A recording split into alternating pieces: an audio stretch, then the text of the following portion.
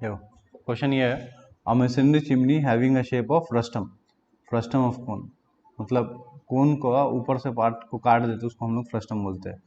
20 frustum of cone मतलब circular होगा, ठीक है, ऊपर में भी सर्कल होगा, नीचे में भी सर्कल होगा। कोन हमें सर्कल सर्कल में होता है, ठीक है। 25 meter high, external diameter at top and internal diameter at the bottom is 2 meter. मतलब क्या बोल रहा है, एक फ्रस्टम है जिसका टॉप डायमीटर कितना है और बॉटम डायमीटर सेम है, यही बोल रहा है ना। External diameter of the top and internal diameter of the bottom, मतलब एक्सटर्नल डायमीटर टॉप का और इंटरनल डायमीटर बॉटम का सेम है, कितना, 2 मीटर है, ठीक। A chimney is 0.5 meter thick at the base, तो चिमनी का बेस पे कितना हो गया, थिकनेस दिया है कितना, 0.5, किसमें, बेस का है। If weight of chimney is 1800 kilo Newton, तो वेट ऑफ चिमनी कितना दिया है, 1800 किलो न्यूटन दे दिया, टोटल वेट ये निकाल के हमें दे चुका है। Find uniform horizontal wind pressure. अब अभी तक हम क्या निकालते थे, अभी तक हम निकालते थे कि मैक्सिमम स्ट्रेस और मिनिमम स्ट्रेसेस कितना आ रहा है, ठीक है। अब इसमें उल्टा बोल दिया, क्या बोल दिया कि आप विंड प्रेशर निकालो कितना आ रहा है। Find uniform horizontal wind pressure, मतलब स्मॉल पी, ठीक है, कैपिटल पी नहीं, विंड प्रेशर बोल रहा है। दैट में act per unit projected area of a chimney in order tension eight the base में बी जस्ट अवॉइडेड, मतलब विंड प्रेशर इतना हो कि हमारे पास जो बेस में टेंशन आ रहा हो कितना होना चाहिए, वो जीरो होना चाहिए, नहीं होना चाहिए, यही है ना। में बी जस्ट अवॉइडेड, मतलब टेंशन हमारा बेस में कितना होगा, जीरो होगा, ठीक है। तो मतलब सिग्मा मिनिमम की वैल्यू कितना हो जाएगा, जीरो हो जाएगा। सिग्मा मिनिमम की वैल्यू जीरो, मतलब sigma direct minus sigma bending कितना, sigma direct minus sigma bending बराबर जीरो। मतलब क्या होता है, सिग्मा डायरेक्ट सिग्मा बेंडिंग के बराबर में हो जाएगा, ठीक है। तो ये निकालना है, तो अभी ये डायग्राम में समझना है क्या है कि ये टॉप डायमीटर कितना दिया हुआ है इसका, इसका टॉप का एक्सटर्नल डायमीटर कितना है, 2 मीटर है, और बॉटम का, ये बॉटम है, इसका इंटरनल डायमीटर कितना है, 2 मीटर है, ठीक है, यही है ना। अब बोल रहा है क्या, इसका थिकनेस कितना है, इसका थिकनेस यहाँ से यहाँ तक कितना है, 0.5, यहाँ से यहाँ कितना है, 0.5, तो टोटल कितना हो गया, तो 2 मीटर ये हो गया, 0.5 और 0.5 कितना हो गया, टोटल 3 हो गया, कितना हो गया, यहाँ से यहाँ तक करे तो टोटल कितना हो गया, 3 मीटर हो गया। मतलब टॉप का डायमीटर 2 मीटर हो गया, बॉटम का डायमीटर 3 मीटर हो गया, यही हो गया ना। 0.5 ये देर थिकनेस है, 0.5 ये थिकनेस है, तो टोटल हमारे पास बॉटम का डायमीटर कितना हो गया, 3 मीटर हो गया, ठीक है। अब इसमें वेट दिया हुआ है कितना, कि 1800 किलो न्यूटन लग रहा है इसका वेट, 1800, जो अभी तक हम लोग निकालते थे ना वेट, वो नहीं निकालेंगे, इसमें 1800 किलो न्यूटन दिया हुआ है, ठीक है। बस डायमेंशन हमारे पास इतना ही दिया है। अब क्या बोल रहा है, wind intensity of, wind intensity निकालना है, मतलब ये आपका विंड फोर्स लग रहा है ये,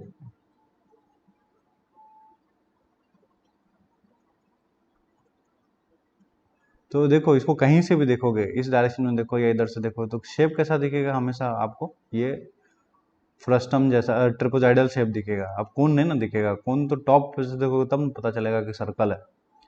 आप सामने से अगर देखेंगे तो कैसा दिखेगा, आप जैसे उस केस में देखे थे हम लोग, अगर सर्कुलर है, सर्कुलर को अगर सामने से हम लोग देखते हैं, जिस डायरेक्शन में फोर्स लग रहा है उस डायरेक्शन में कहीं से भी चारों तरफ से घूम के देखोगे तो क्या दिखेगा, उसका डायमीटर दिखेगा और उसका डायमीटर दिखेगा और उसका हाइट दिखेगा, ठीक है। ऐसे इसका डायमीटर है और इसका हाइट है, तो फर्स्ट उधर 2 मीटर हो गया, तो सर्कल के केस में क्या है, ये डायमीटर दिखता था और ये हाइट दिखता था, तो नीचे भी डायमीटर सेम था। अब फ्रस्टम के केस में क्या हो गया कि ऊपर में आपका 2 मीटर है और नीचे में 3 मीटर है, तो जब देखोगे तो कैसा दिखेगा, ट्रेपेजियम के शेप में दिखेगा, कि डायमीटर ऊपर 2 है 3 में, और इसका हाइट कितना होगा, h होगा, इसी शेप में दिखेगा। आप चारों तरफ से कहीं से भी देखो आपको दिखाई ऐसे ही देगा, ठीक है। तो मान लेते हैं इस फेस पे आपका लग रहा है, मतलब ये लग रहा है ना फेस, ये वाला फेस, वो ये वाला फेस ही लग रहा है, ठीक है। तो अब इसका एरिया लोगे, प्रोजेक्टेड एरिया, तो ये प्रोजेक्टेड एरिया कैसे लोगे, तो प्रोजेक्टेड एरिया इसका हम किसका लेंगे, अभी तक जो भी प्रोजेक्टेड एरिया इसका लेते थे ये रेक्टेंगुलर केस बन जाता था, ठीक है, रेक्टेंगुलर का। अब लेकिन ये वाला केस कौन सा होगा, ट्रेपेजियम का होगा, तो इसमें प्रोजेक्टेड एरिया कौन सा होगा, ट्रेपेजियम का होगा, ठीक है। पहला बात ये हो गया। तो हम लोग इसमें पहले डायरेक्ट स्ट्रेसेस निकालेंगे, ठीक। आउटर डायमीटर कितना है इसका, 3 मीटर।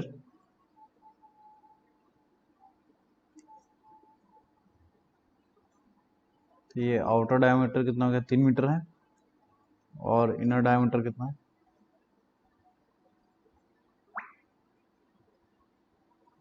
इनर डायमीटर 2 मीटर, ठीक। अब हमें क्या निकालना, डायरेक्ट स्ट्रेसेस निकालना। तो डायरेक्ट स्ट्रेसेस कितना हो जाएगा, sigma direct equal to total weight divided by cross sectional area. तो टोटल वेट कितना है इसमें दिया हुआ, 1800 किलो न्यूटन। तो ये 1800 पीछे लिखते हैं नेक्स्ट पेज पे, देखो सिग्मा डायरेक्ट क्या हो जाएगा, total weight divided by cross sectional area. तो टोटल वेट कितना दिया, 1800 divided by cross sectional area मतलब पाई बाय 4 इंटू आउटर का स्क्वायर माइनस इनर का स्क्वायर, यही है ना। ये सिर्फ ये वाला एरिया होगा, ये पूरा ये वाला एरिया होगा। तो क्या हो जाएगा, आउटर 3 है और इनर 2 है। तो ये हमारे पास क्रॉस सेक्शनल एरिया हो गया। तो यहाँ से क्या आ जाएगा हमारे पास, सिग्मा डायरेक्ट की वैल्यू आ जाएगा, कितना आता है, 1800 divided by pi by 4 into 3 का स्क्वायर माइनस 2 का स्क्वायर। ये आता है 458.36 यूनिट किलो न्यूटन पर मीटर स्क्वायर। तो सिग्मा डायरेक्ट आ गया। अब हमें सिग्मा बेंडिंग निकालना है। तो सिग्मा बेंडिंग के लिए क्या करना पड़ेगा हमारे पास, पहले टोटल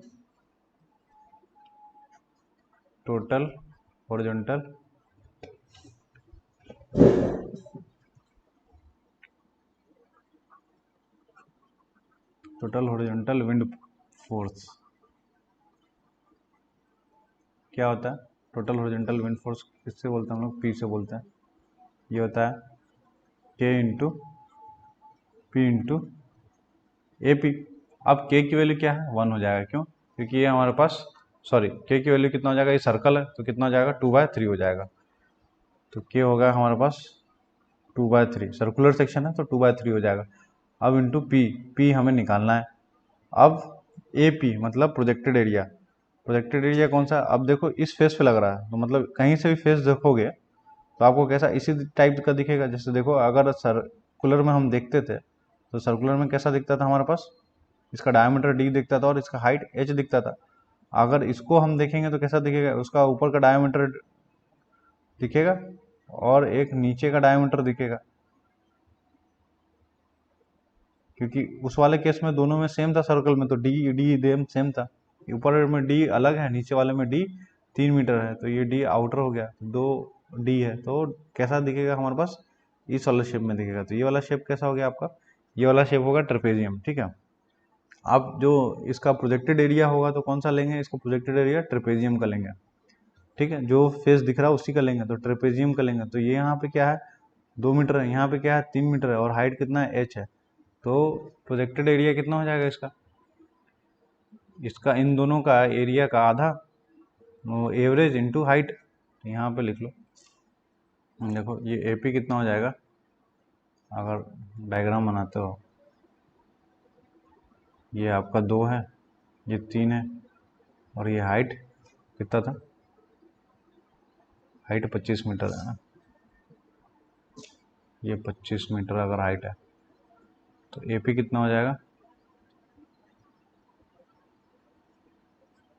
इसका अगर एरिया हम निकालेंगे ट्रेपेजियम का तो कितना हो जाएगा, ये और ये इन दोनों का एवरेज इंटू हाइट कितना 25। तो यहाँ से एपी निकल जाएगा। तो एपी कितना आ रहा है,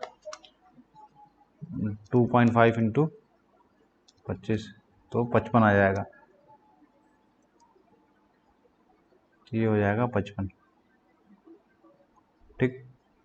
तो यहाँ पे कैपिटल पी कितना हो जाएगा, 2 इंटू 55 डिवाइडेड बाई 3, तो 36.67, 36.67 क्या होगा, पी। यूनिट क्या होगा, देखो पी का यूनिट अगर हम किलो न्यूटन में रखें तो ये किलो न्यूटन पर मीटर, किलो न्यूटन में आएगा ना टोटल। अगर हमारे पास अज्यूम कर रहे हैं कि पी की यूनिट क्या होगा, किलो न्यूटन पर मीटर स्क्वायर में होगा, तो ये वैल्यू किस में आ जाएगा, किलो न्यूटन में आ जाएगा। तो P इतना आ गया। अब हमें क्या निकालना पड़ेगा, H निकालना पड़ेगा। तो देखो, तो H क्या बोला मैं, यहाँ पे इसके सेंटर पे लगेगा ना।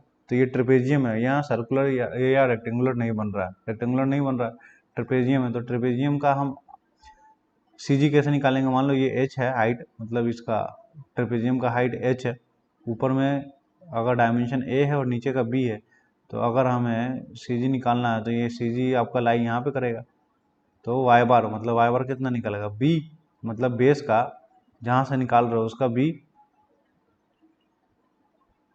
और टॉप का 2 से मल्टीप्लाई करके लिखो 2 है, डिवाइडेड बाय इन दोनों का सम इंटू h/3। तो ये फॉर्मूला याद होना चाहिए, ठीक है। तो अगर हमें निकालना है क्या, यही था ना, यहाँ लिख लो।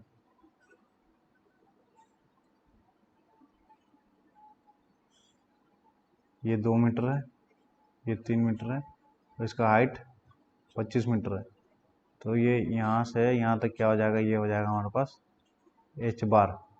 तो यहाँ से h बार कितना हो जाएगा, 3 + 2 × 2 डिवाइडेड बाय 3 + 2 इंटू, ये आप मॉस या मैकेनिक्स वगैरह में पढ़े होंगे। अगर ट्रेपेजियम है तो उसका अगर CG निकालना हो तो कैसे होगा, ठीक है। तो ये h बार कितना हो जाएगा आपका, 2 दूना 4 3 7, 7/5, 7 × 25/5 3 15, तो 11.67 कितना आ रहा है, 11.67 यूनिट मीटर, ठीक।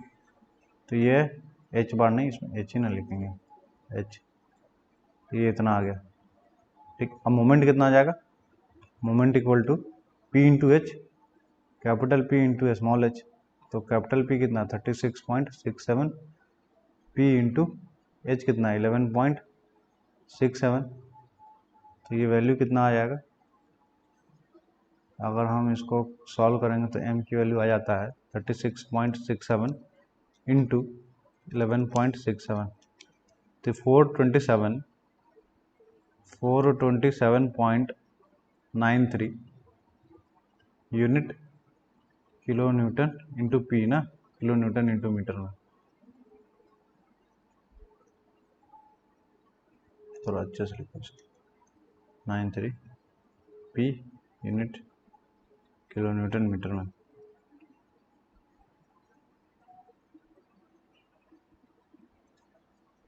ठीक है, तो अब I निकालना है, तो I इसका निकल जाएगा। I कौन सा एक्सेस में निकलेगा, अब ये I इधर से निकालो या इधर से, लेकिन फोर्स हमारा इधर लग रहा है इस डायरेक्शन में। तो I कौन सा, I y निकलेगा। तो I y निकाल लेंगे हम लोग इसका सर्कुलर सेक्शन का। तो हम लोग I y निकालते हैं, I y कितना हो जाएगा, π/64, d आउटर की पावर 4 मतलब 3 की पावर 4, d इनर मतलब 2 की पावर 4। यहाँ पे हमारा I y आ जाएगा, 3 और 2 है ना, ये 3 है और ये 2 है, ठीक है। पाई इंटू 3 की पावर 4 माइनस 2 की पावर 4 डिवाइडेड बाय 64। तो ये 3.19 आता है, 3.19 यूनिट आएगा मीटर की पावर 4, ठीक। अब सारा वैल्यू है, तो सिग्मा बेंडिंग क्या हो जाएगा, अगर सिग्मा बेंडिंग लिखना हो तो क्या हो जाएगा, सिग्मा बेंडिंग इक्वल टू हो जाएगा m/i × y। तो m पता है आपको कितना, m है 427.93 p, 427.93 p divided by i 3.19 into y। अब y कौन सा होगा, y मतलब ये यहाँ से आउटर तक, आउटर का आधा, मतलब यहाँ से यहाँ तक कितना 3/2 हो जाएगा।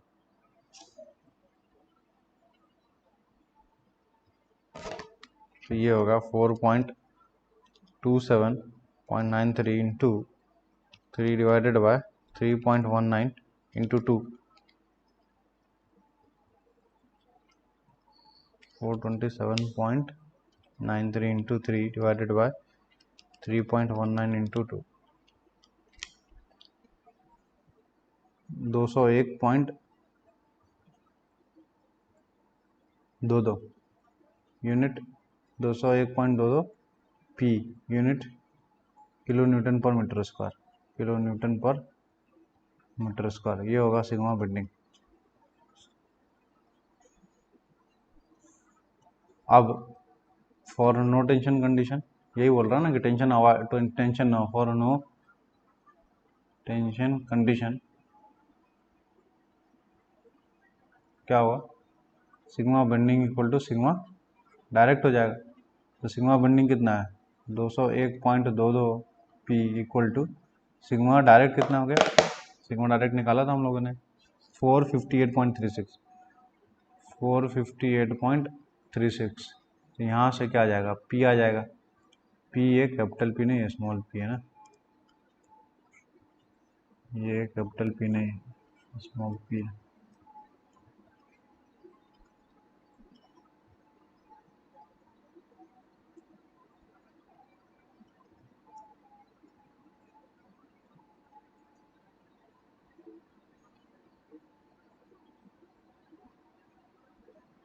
ठीक है, तो यहाँ से पी आ जाएगा कितना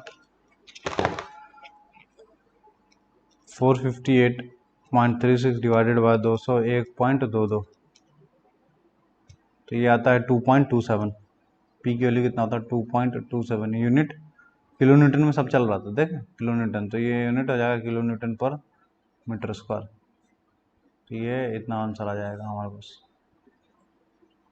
तो इस क्वेश्चन में एक बार समझ लो, करना कुछ नहीं था, ये क्वेश्चन को समझना था बस। क्या है, ये एक फ्रस्टम है, ठीक है, जिसका हाइट 25 मीटर है और एक्सटर्नल डायमीटर ऊपर का 2 मीटर था, नीचे का 2 मीटर इंटरनल डायमीटर था, मतलब ऊपर का 2 मीटर हो गया, आउटर डायमीटर 3 मीटर हो गया। इसका क्रॉस सेक्शन हम लोग ने बनाया।